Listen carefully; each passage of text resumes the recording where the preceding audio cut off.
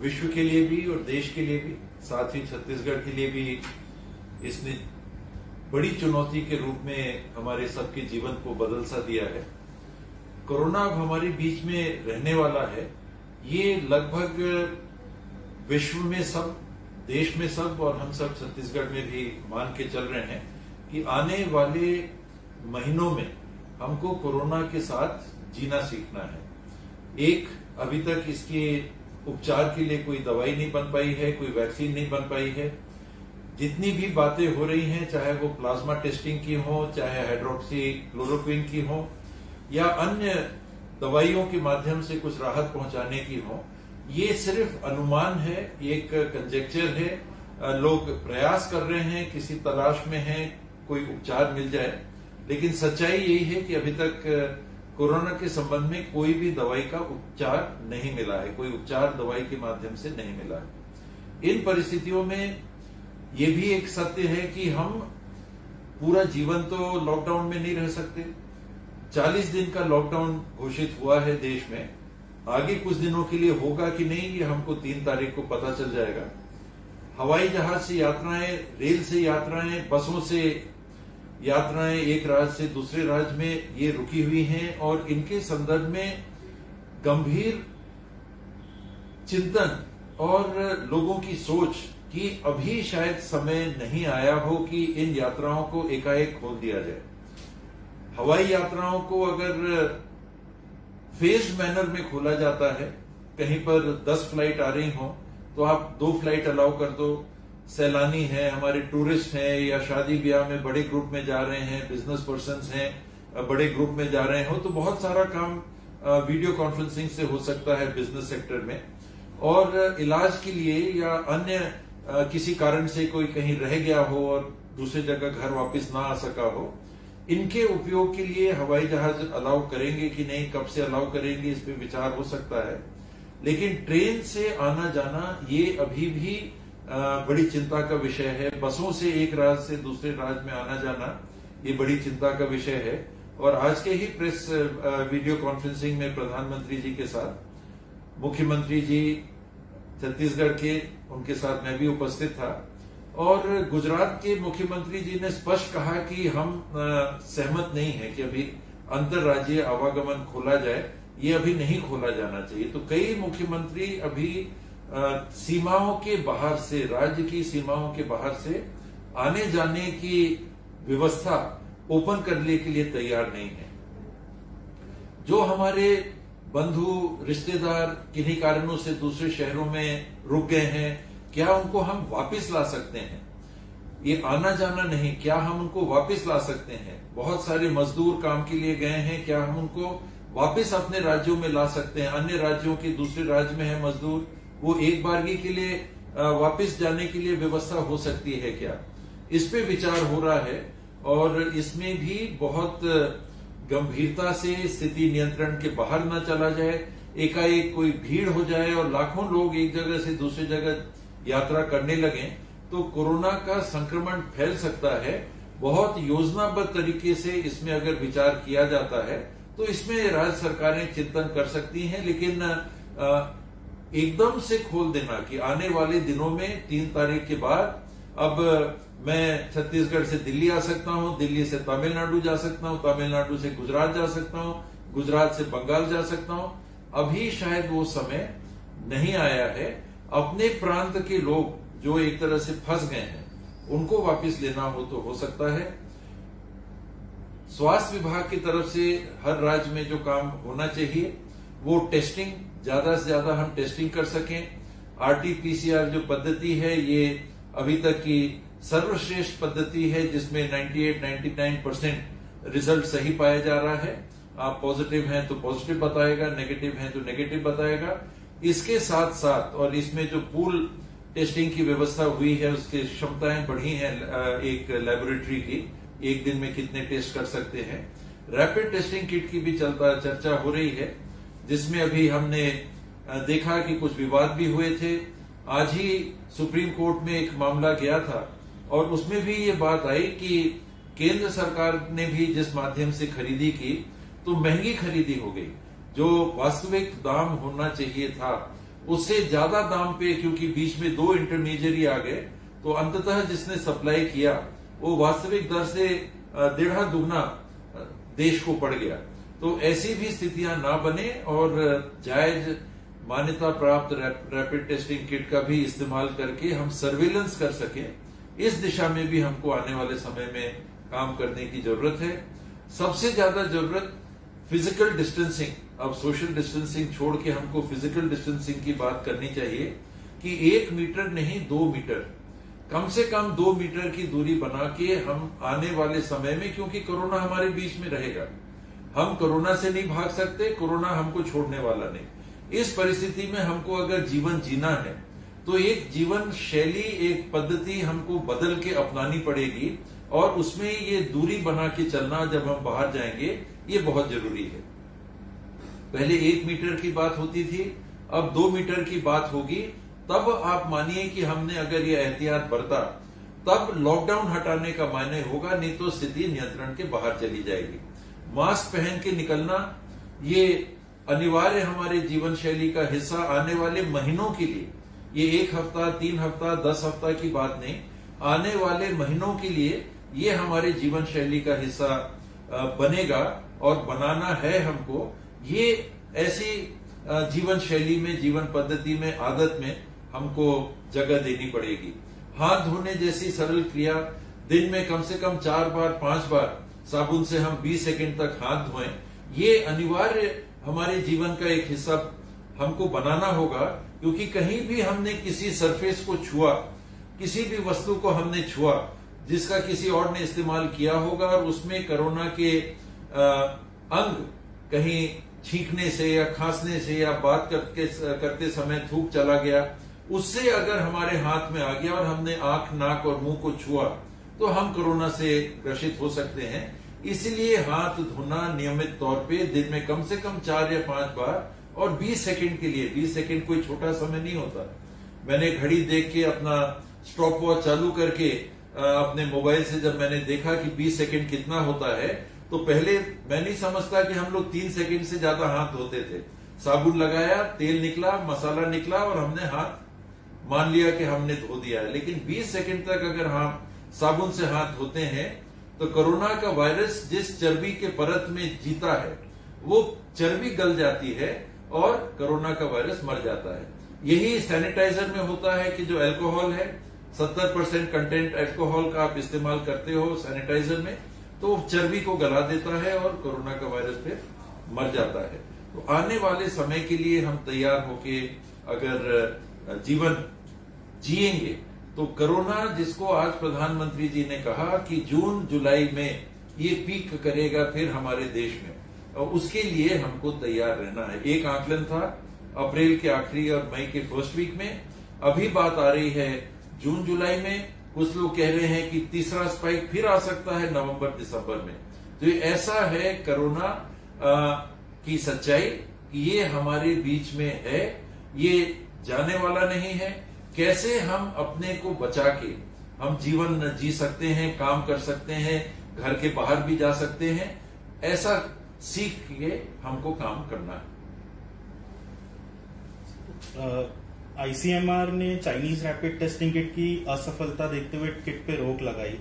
छत्तीसगढ़ ने बेहतर रेट पे कोरियाई किट खरीदे, लेकिन हम फिर भी बार बार ये सुनते हैं कि रैपिड टेस्टिंग किट पूर्ण तरीके से रिलायबल नहीं है। फिर हम कैसे ज्यादा से ज्यादा टेस्ट कर सकते हैं और क्या पूल टेस्टिंग एक ऑप्शन है?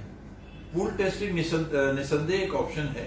मान लीजिए कि छत्तीसगढ़ में एम्स में अगर एक दिन में 400 सैंपल की टेस्ट करने की व्यवस्था थी, उनकी कैपेसिटी लेबोरेटरी की 400 की है, प्रैक्टिकली 90 टेस्ट ट्यूब्स का एक ट्रे होता है। तो एक बार में 90 को अगर आप टेस्ट करते हैं, 90 दूनी 180, और दिन में 2 बार अगर इसको आप प्रोसेस करते हैं तो करीब 360 बनता है। अब पूल टेस्टिंग अगर आप करोगे तो ऐसे दिन में केवल 360 टेस्ट आप कर सकते हैं, केवल 360। 400 भी अगर आप मानेंगे तो महीने में कितना हुआ? 12,000।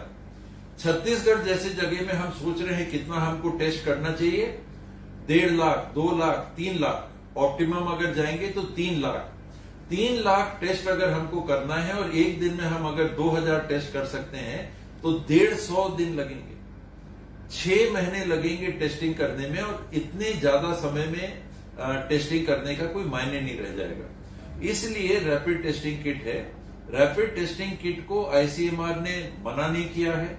ये गलत खबर किसी पोर्टल ने चला दी थी कि ब्लैकलिस्ट कर दिया है, ये दोनों बातें गलत हैं।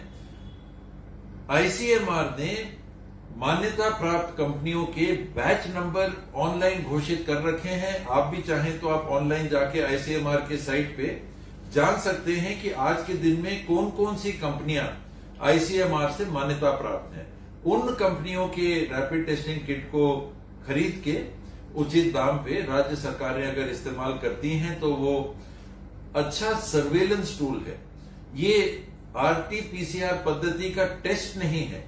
जैसे आप थर्मल सेंसर से, हम सब ने देखा एयरपोर्ट में जाते थे क्या करते, थर्मल सेंसर लगाया, बुखार तो नहीं है, तो बुखार से अकेले कोरोना वायरस का तो आपको जानकारी नहीं लगता, केवल एक लक्षण आपको पता चलता है। तो जैसे थर्मल सेंसर से आप कुछ जानने की कोशिश करते हैं, वैसे ही रैपिड टेस्टिंग किट से एंटीबॉडीज बन गए हैं क्या?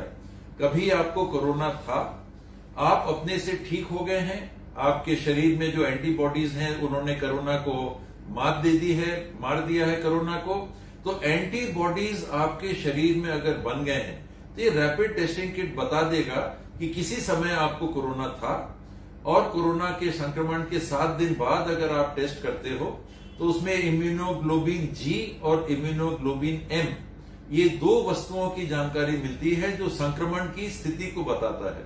और उस टेस्ट से आपको ये जानकारी जरूर मिलेगी जो थर्मल स्कैनिंग से कहीं ज्यादा जानकारी देगा कि क्या कोरोना। थर्मल स्कैनर से तो आपको केवल बुखार पता चलता है, फिर आप क्यों लगाते हैं थर्मल स्कैनर, क्यों यूज करते हैं कि कुछ तो पता चला।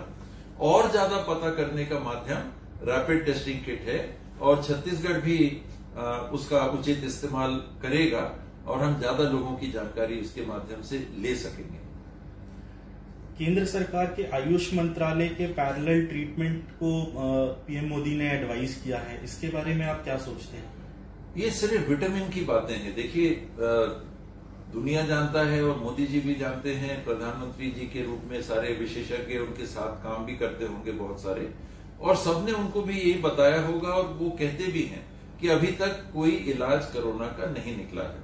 तो आयुर्वेदिक या आयुष की बाकी पद्धतियां, चाहे होम्योपैथी हो चाहे यूनानी हो, उसकी किसी दवाई का आप इस्तेमाल करना चाहें तो जैसे टॉनिक होता है, टॉनिक इलाज नहीं है, लेकिन टॉनिक आपके शरीर में मजबूती पैदा करता है, अंदर से किसी बीमारी से लड़ने की क्षमता बढ़ा सकता है, तो उस बाबत आप उसका इस्तेमाल करते हैं तो कोई हर्ज नहीं है। दवाई के रूप में करिएगा तो बड़ी भूल में रहिएगा, गलतफहमी में रहिएगा कि हम इलाज के लिए इसको ले रहे हैं। अगर आप सोचिएगा चलो ले लेते हैं, हमको शायद कुछ मदद करे, तो जरूर आप ले सकते हैं। अफ्रीका और भारत जो कि मलेरिया पीड़ित क्षेत्र हैं, इनमें संक्रमण की गति कम है, क्या इन देशों में हर्ड इम्यूनिटी इसका कारण हो सकता है? हर्ड इम्यूनिटी तो किसी वायरस के संदर्भ में बनती है। विशेषज्ञों का ये मानना है कि कोरोना जो एक नया संक्रमण है, अभी तो ये आया है, इसकी इम्यूनिटी बनने के लिए अगर 50 से 60% देश की आबादी को कोरोना हो जाएगा, कोरोना का वायरस अगर आबादी के 50 से 60% को हो जाएगा, तब हर्ड इम्यूनिटी बन सकती है। और उसमें उनका ये कहना है कि क्या करना होगा कि छोड़ देना होगा, कोई सोशल डिस्टेंसिंग, फिजिकल डिस्टेंसिंग नहीं, गले मिलिए, हाथ मिलिए, सब कुछ करिए, कोई हाथ धोना नहीं, कोई कुछ नहीं, मास्क नहीं पहना, होने दीजिए, कोरोना होने दीजिए। और जब 60% लोगों को हो जाएगा तब हर्ड इम्यूनिटी बन जाएगी। इस बीच में क्या होगा, बहुत लोग मर जाएंगे, बड़ी संख्या में लोग मर भी जाएंगे क्योंकि उनको भी कोरोना पहुंचेगा। हम आप हो सकता है कि लकी रहेंगे कि हर्ड इम्यूनिटी बनते तक हमारा इम्यून सिस्टम हमको कोरोना के गिरफ्त में नहीं लेगा, हम अपने आप ठीक हो जाएंगे। 80% लोग जिनको कोरोना पहुंचेगा वो अस्पताल तक नहीं जाएंगे, तो असिम्प्टोमेटिक रहेंगे, उनको लक्षण भी नहीं महसूस होंगे कि हमको न बुखार पता चल रहा है, न खांसी आ रही है, न सांस लेने में दिक्कत है, लेकिन कोरोना रहेगा। और ऐसे 60% आबादी को अगर हमने होने दिया कोरोना, बहुत लोग ठीक भी हो जाएंगे, लेकिन बड़ी संख्या में लोग मृत भी होंगे। उनको बचाने के लिए ही ये सब एहतियात हो रहा है, वरना जैसा सब कह रहे हैं हमको तो कोरोना के साथ जीना ही है, कम लोग मरें ये प्रयास करना है। कोरोना के इकोनॉमी पे पड़ने वाले दुष्प्रभाव के लिए हमारी तैयारी क्या है एवं रूरल इकोनॉमी को हम कैसे स्टेबल रख पाएंगे? रूरल इकोनॉमी स्टेबल रहने के लिए अलग अलग क्षेत्रों में जो माध्यम है, सबसे बड़ा एक खेती का कार्य हमारे लिए अनाज भी उत्पन्न करता है, हमको रोजगार भी देता है और साल भर के लिए कुछ न कुछ जीवन यापन की सामग्री भी उपलब्ध कराता है। दूसरा, अगर हम जंगल क्षेत्र के करीब रहते हैं तो वन उपज से हमारे बहुत सारे काम साल भर के, चाहे वो महुआ हो, चाहे वो तेंदूपत्ता हो या अन्य वन की उपज है, उससे हमारी ग्रामीण इकोनॉमी चलती है, ग्रामीण अर्थव्यवस्था चलती है। आगे उसके इमली है बस्तर क्षेत्र में उदाहरण के लिए, बहुत सारे वन उपज हैं। इसके अतिरिक्त जो हमको अवसर मिलता है ग्रामीण क्षेत्रों में वो रोजगार गारंटी का है। आज छत्तीसगढ़ सरकार ने ये पहल की है कि बिना किसी दबाव बनाए कि नहीं काम पे आना ही है, अगर आप आना चाहो तो आओ, हमने काम खोल के रखे हैं। कल की रिपोर्ट के मुताबिक हमारे यहाँ 13,55,411 मजदूर काम कर रहे थे। पिछले साल इस समय मुझे बताया गया कि करीब 12 लाख लोग काम करते थे एक दिन में, तो अभी 13,55,411, उसके एक दिन पहले 13,85,045। तो इस संख्या में मजदूर अगर आ रहे हैं तो शारीरिक दूरी बना के आप काम करने का उनको मौका दे रहे हैं तो वो कर सकते हैं। फिर इसके साथ में सेल्फ हेल्प ग्रुप से महिला स्व सहायता समूह है ग्रामीण क्षेत्र में, हम अगर इनको कुछ काम उपलब्ध कराते हैं, मास्क बनाना ही एक काम है, साबुन बनाना एक काम है, सैनिटाइजर भी चाहे तो बना सकते हैं, घर में बैठ के अन्य कार्य भी कर सकते हैं, चाहे वो सिलाई के हो, चाहे अगरबत्ती बना, जो जहां पर काम आ सकता है, जो चीज जहां पर बिक सकती है उस काम को करके महिला स्व सहायता समूह भी, जिसको हम आर्थिक व्यवस्था, ग्रामीण आर्थिक व्यवस्था कहते हैं, उसमें काम कर सकते हैं। साथ में प्रधानमंत्री आवास जैसे, जिसमें 40% राज्य सरकार का हिस्सा लगता है, ऐसे काम को भी करके हम आय का साधन भी बना सकते हैं। उसमें 90 दिन का रोजगार गारंटी का एक कंपोनेंट भी होता है, प्लस हमको एक घर भी हमको उपलब्ध हो जाता है। तो कई ऐसी गतिविधियां हैं। क्योंकि आपने ग्रामीण कहा तो मैंने केवल ग्रामीण की बात की, और ग्रामीण अर्थव्यवस्था के पीछे एक छोटा हिस्सा दुकानें भी होती हैं। तो वो गांव की जो दुकानें हैं वो भी चालू हो ही जाएंगी आने वाले समय में। तो जो लोग उससे जुड़े रहते हैं, सामान बेचना, खरीदने से भी पैसे आते हैं तो अर्थव्यवस्था चलती है, और जिनकी दुकान रहती है उनको भी काम मिलता है। ये दुकान का काम स्व सहायता समूह भी कर सकते हैं। अभी तो कई जगह सेठ महाजन मेरे से नाराज मत होंगे, तो मैं एक सुझाव बतौर ही बता रहा हूं कि ये काम और लोग भी कर रहे हैं, और कुछ जिलों में स्व सहायता समूह के माध्यम से बड़ा सप्लाई का चेन खड़ा हो गया है। पूरे विकासखंड जिले के जिले में, उदाहरण के लिए सूरजपुर जिले में वहां के कलेक्टर और सीओ ने बहुत अच्छा सप्लाई चेन बनाया है, जिसमें करोड़ों रुपए का आदान प्रदान होता है। प्लस बैंक सखी के माध्यम से पैसा लोगों तक पहुंचाना, पैसा अगर आप पहुंचाएंगे तो उसका उपयोग भी होता है। तो घर पहुंच सेवा एक तरह से इसमें बैंक सखी के माध्यम से की जा सकती है। तो बहुत काम है, इसको राज्य सरकार प्रोत्साहित कर रही है, और ग्रामीण अर्थव्यवस्था की तुलनात्मक मुझे चिंता कम है। ज्यादा चिंता है शहरी और मैन्युफैक्चरिंग सेक्टर की, जो प्लांट्स हैं, एमएसएमई हैं, इनकी चिंता ज्यादा है। ग्रामीण अर्थव्यवस्था बहुत मजबूत रहती है और वो अपने पांव पे जरूर खड़ी हो जाएगी, मुझे इस बात का विश्वास है। नरेगा को बाड़ी योजना और जल संरक्षण से जोड़ने का उद्देश्य क्या है? ये उपयोगिता है। देखिए, एनजीजीबी, नरवा गरवा घुरवा बाड़ी, एक हम लोगों ने कंसेप्ट बनाया था, और हमारे मुख्यमंत्री जी का भी और छत्तीसगढ़ सरकार का एक ये प्रमुख कार्यक्रम है। काउ विजिलेंटिज्म के माध्यम से लोगों ने एक ऐसा वातावरण बना दिया देश में कि एक बड़ा अर्थव्यवस्था का हिस्सा जो जानवरों से जुड़ा हुआ था वो खत्म हो गया। दुनिया के सबसे बड़े एक्सपोर्टर्स में भारतवर्ष था, और आज वो लगभग समाप्त हो गया है। इन पशुओं का आप क्या करिएगा? यहां पशुओं के देखरेख से हम लोगों ने जिस सोच को चालू किया, उसको जहां पशु रखेंगे उनको पानी चाहिए, पानी चाहिए तो जल संवर्धन, और पशु को पानी मिलने के बाद अगर वो गोबर एकत्रित होता है उससे ऑर्गेनिक मैन्योर, और ऑर्गेनिक मैन्योर से फिर खेती, चाहे आप बाड़ी में खेती करिए, सब्जी उगाइए, चाहे खेत में डालिए, तो सारे में अर्थव्यवस्था में एक कंपोनेंट लेबर का भी, कि जो काम करेंगे उनको भी रोजगार मिलेगा। आप मवेशी लाएंगे, उसकी देखभाल करेंगे तो कुछ लोगों को रोजगार मिलेगा। आप गोबर बनाएंगे, ऑर्गेनिक मैन्योर बनाएंगे, एक पिट जो नापेड का पिट बनता है उसमें करीब 200 किलो 2 क्विंटल गोबर सूख के तैयार होता है हर 3 महीने में। 8 रुपए में आप बेचेंगे तो 1600 रुपए का हुआ। अगर 3 चक्र आपने साल में बनाए तो 4800 रुपए मिल गए, 4 चक्र बनाए तो 6400 रुपए मिल गए। तो सीधे नगद राशि भी, या अपने ही खेत में अगर आप इसको उपयोग करते हैं तो गोबर का इस्तेमाल करके उतना उपज, और जो आपको पैसा बिक्री से मिलता, बिक्री की जगह आप खेत में लगाइए, बेहतर उपज पाइए, तो वहां आपको पैसा मिलेगा। तो ये एक लिंक हम लोगों ने बनाया। पशु संवर्धन, उनके लिए जल, तो जल संवर्धन, ऑर्गेनिक मैन्योर, गोबर है तो ऑर्गेनिक मैन्योर, और उसका उपयोग खेती में। तो ये कॉम्पोजिट एक स्कीम हम लोगों ने बनाई, जो सोच था वो है ये। पिछले वित्तीय वर्ष में नरेगा के बजट यूटिलाइजेशन में हमने 11% की उछाल देखी थी। इस वर्ष में लगभग 30% बजट हम कोरोना के पीड़ित माह में खर्च कर चुके हैं। ये क्या विशेष किसी नीति के तहत हम कर रहे हैं? पिछले साल 1300 लाख दिवस हमको मिले थे और हम लोगों ने 1350 लाख दिवस किए थे। इस साल हमने 1500 लाख दिवस मांगे थे। हम लोगों को 1350 मिले हैं, ये कह के कि आप कर लोगे तो हम और दे देंगे, केंद्र सरकार ने हमको आश्वस्त किया है। तो ये उसका हिस्सा है कि रोजगार हमको अगर देना है, अन्य गतिविधियां अगर रुकी हैं, बहुत सारे मजदूर जो बाहर काम करने जाया करते थे, हो सकता है मजदूरी ज्यादा मिलती रही हो, मनरेगा से मजदूरी ज्यादा मिलती रही हो बाहर, तो आज वो भी वहीं पर रहेंगे, गांव में रहेंगे, उनको भी काम मिले।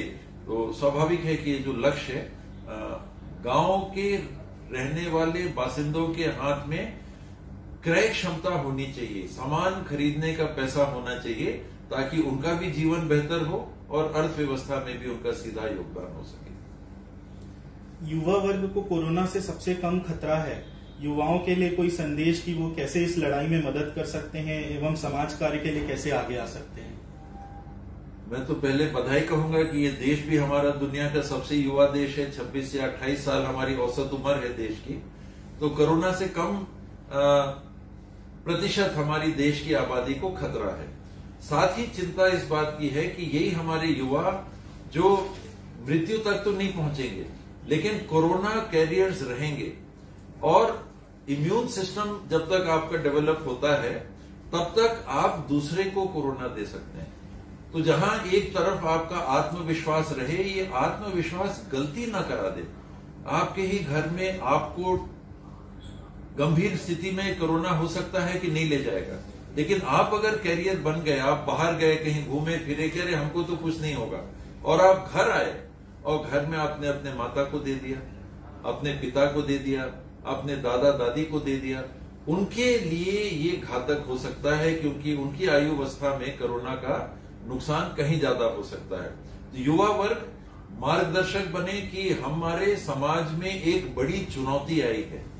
किसने विश्व के इतिहास में व्यवस्थाएं बदली हैं? युवा वर्ग ने। ये कहा जाता है कि रिवॉल्यूशन का आधार युवा वर्ग रहता है। नई व्यवस्था को स्थापित करने के पीछे युवा वर्ग का बहुत बड़ा योगदान रहता है। तो आज के इस युग में जहां इतना बड़ा संक्रमण आया है, इतनी बड़ी चुनौती आई है, उसके लिए भी रास्ता कौन दिखा सकता है और किसको दिखाना चाहिए? हमारे युवा वर्ग को, जो खुद तो सुरक्षित हैं, तुलनात्मक उनको कुछ होने की चिंता सबसे कम है, लेकिन उनके माध्यम से समाज के बुजुर्गों तक ये ना पहुंचे, इस व्यवस्था को बनाना युवा वर्ग की सबसे बड़ी जिम्मेदारी है। और साथ में जो हमने देखा गांवों में, कि गांवों में लोगों को आने नहीं दे रहे, बाहर जाने नहीं दे रहे, व्यवस्था कौन बना रहा है?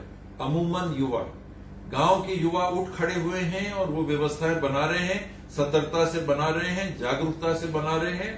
यही योगदान युवाओं की होनी चाहिए, यही पहचान युवाओं की होनी चाहिए कि जागरूक होके सही कदम समाज के हित में जो जीवन मरण से समाज को बचा सके, उस जिम्मेदारी को हमारा युवा वर्ग अपना ले और उस व्यवस्था को लागू करके कि हमारे गांव में 2 मीटर की दूरी रखनी, तो अगर गोदी खनाई हो रही है, गोदी कोड़ी जा रही है, तो एक गोदी और दूसरे गोदी के बीच में एक पूरे गोदी का फर्क होना चाहिए। ये कौन करेगा? ये हमारे युवा साथियों की जिम्मेदारी होनी चाहिए। मास्क पहना है कि नहीं? टीएस बाबा आगे बिना मास्क पहने, नहीं बाबा हम आपको घर से नहीं निकलने देंगे, आप प्लीज मास्क पहन के आइए। ये किसकी जिम्मेदारी होनी चाहिए? हमारे युवा वर्ग की। घर घर में जाके कि दाई दादा बहुरिया बेटी बेटा हाथ धोआ था कि नहीं, बढ़िया से साबुन से उतना समय तक 20 सेकंड तक हाथ धोआ था कि नहीं, ये कौन बता सकता है, कौन करा सकता है? हमारे युवा और ये हमारी युवतियां, हमारे युवा इन जिम्मेदारियों को निभाएंगे, मेरा विश्वास है। सर एक आखिरी सवाल है बस, कोरोना लंबे समय तक बना रह सकता है ऐसा हम बार बार सुनते हैं, ऐसे में लाइफस्टाइल और बिहेवियरल चेंज की कितनी आवश्यकता है? जो बातें मैंने बताई अनिवार्यता है, ये सिर्फ आवश्यकता नहीं है, क्योंकि प्रश्न जीने मरने का। हर आदमी मरेगा? बिल्कुल नहीं। ये कोई प्रलय का समय आ गया है? बिल्कुल नहीं। लेकिन क्या आप किसी को मरने से बचा सकते हैं? आप बिल्कुल बचा सकते हैं। कैसे बचा सकते हैं? दवाई नहीं है, ये मास्क पहनवा के, हाथ धुलवा के, दूरी बना के, ये अगर आप लागू करवाएंगे तो जो आपका अहमतम योगदान हो सकता है, काम करवाना ही नहीं, लोगों को बताना सिखाना ही नहीं, लेकिन आखिरी जो सबसे बड़ी जिम्मेदारी होती है जीवन और मृत्यु की, वो आप दे सकते हो। किसी के जीवन को आप बचा सकते हो, किसी के जीवन की आप सुरक्षा कर सकते हो, और नई जीवन शैली लोगों तक पहुंचा के और लोगों को अपनाने के लिए प्रेरित करके, ये सबसे बड़ा आपका योगदान हो सकता है, क्योंकि लोगों को मरने से आप बचा लेंगे।